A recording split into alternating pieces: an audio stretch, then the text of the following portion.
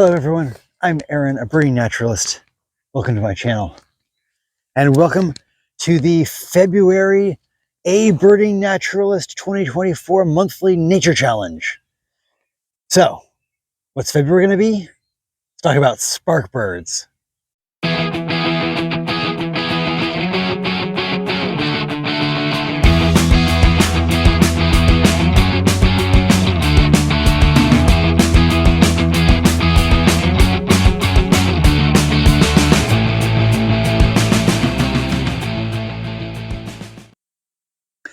A spark bird is the bird or species that one encounters that really inspires or kicks off a passion for birds and birding.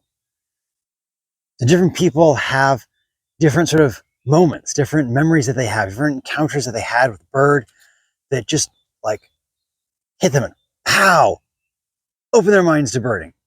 That's a spark bird.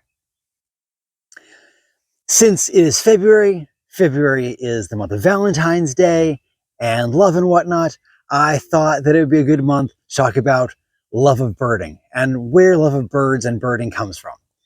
And so this month's challenge for the A Birding Naturalist Monthly Nature Challenge for 2024 is going to be to share your spark bird story. You can share it here in the comments. You can share it with a friend or loved one and maybe tell us about the comment, tell us about the conversation, but share your spark bird story. So as part of that, in the fulfillment of my February monthly challenge to myself, I am going to share my spark bird story with you. My spark bird goes back to a particular white-tailed kite, a dead one. This story involves a few other people, and so at some point it'd be kind of interesting to hear their perspectives and see how they all remember this encounter. But here's how I remember it. I was 6 years old, and I was attending a class for kids on the biology and ecology and identification of raptors. And it was led by the director of the Golden Gate Raptor Observatory, the GGRO, a man named Alan Fish. And Alan was trying to reach out to youths, to inspire young people into a love of birding. And at the very beginning of class, I attended with my mom. At the very beginning of class, Alan was standing at the door, and he had beside him on the sort of banister just outside the door a taxidermied white-tailed kite. So a dead white-tailed kite had been skinned and sort of mounted very dramatically on this branch as if it was sort of just launching off the branch. And cool specimen. And as I walked by, I sort of said to my mom behind me, "Oh, black-shouldered kite." It's worth noting at this moment that at the time that I made that observation, white-tailed kites were called black-shouldered kites. So the name has been changed.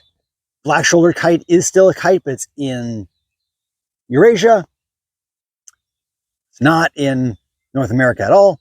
And the species was sort of observed to be split. At any rate, we now have the white-tailed kite, but at the time it was a black-shouldered kite. So I said, black-shouldered kite. And Alan, I remember stopping my mom and asking her, "Hey, did he just say black-shouldered kite?" And her saying something like, "Yeah, I think so." And that moment, little did I know, was quite an important moment for me. I remember that bird. I remember thinking it was cool that I had known what it was. I remember thinking it was cool that someone else had been sort of impressed by the fact that I knew what it was. And I thought it was really cool that that then led to sort of a connection with somebody else, a connection with a real biologist. And that was really amazing to me. The fact that you could go from birds and make connections with the birds and also make connections with other people. I really enjoyed the class. I loved it. Alan was amazing. I proceeded to follow him around on virtually every nature talk and bird walk that he would lead, and ended up volunteering for the Golden Gate Raptor Observatory for many, many years. And that led to volunteering for other organizations like Point Blue Conservation Science. And that led to my passion for birds and interest in birds. It all sort of nurtured it together. Undergraduate work on birds, internships in birds, grad school in birds, and now working for working towards sort of ecosystem-wide restoration, which includes birds. So that moment, that white-tailed kite, seeing that there, knowing what it was, being sort of, I don't know, connected with that specific specimen, dead though it was an amazing moment for me. And that was definitely my spark bird. Everything sort of in my career and so much of my hobbies and passions can be really traced back to that moment.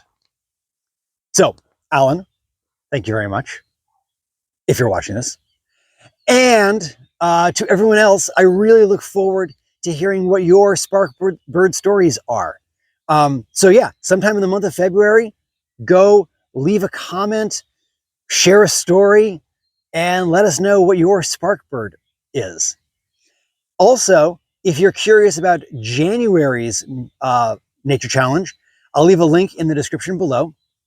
You can absolutely go check out that video, fulfill that challenge still. It's still active. You can still do it, even though it's February now.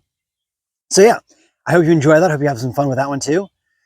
And thank you very much for listening to my spark bird story and for watching this video. If you like this nature challenge idea, if you like the videos that I make, please subscribe to the channel and share it around to your friends, and we can grow this community all together. Like I said, thank you very much for the view here today. Until next time, enjoy the natural world.